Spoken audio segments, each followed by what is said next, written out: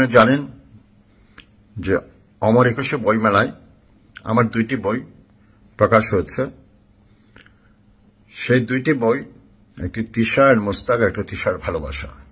মানে ক্রমান্বয়ে লোকের সংখ্যা এত বেশি বৃদ্ধি হয়ে গেছে যে মানে মেলায় যারা বই কিনতে প্রবেশ করেছে তারা কিন্তু স্টলের সামনে আসতে পারছে না, এবং আশেপাশে যে 2-1টি স্টল পারমিশনের সাথে তাদেরও ওখানে ডিস্টার্ব হচ্ছে, মানে এত লোক।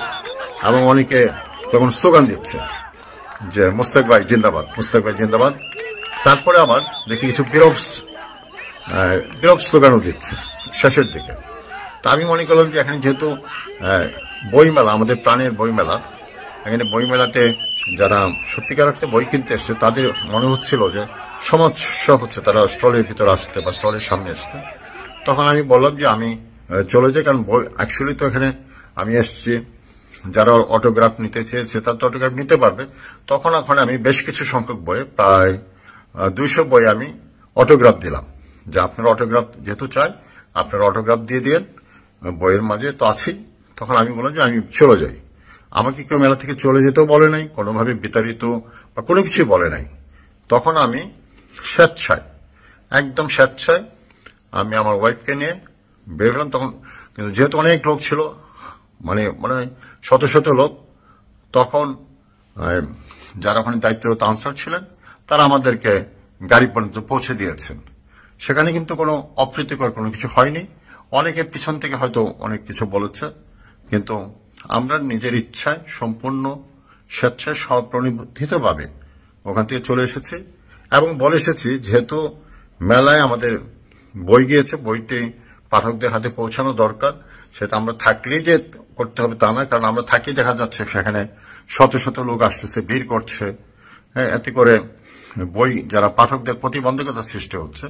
সেই জন্য আমি পাবলিশার্সকে বলছি যে আমরা আর আসার দরকার নাই, আপনি বই বিক্রি করেন বা অনলাইনে রকমারি.com আছে, ওখানে বই, ওখান থেকে মানুষ বই পাবে। সুতরাং আমরা চাই যে বই মেলাটা যেন সুন্দর, সার্থক এবং সফল হয়।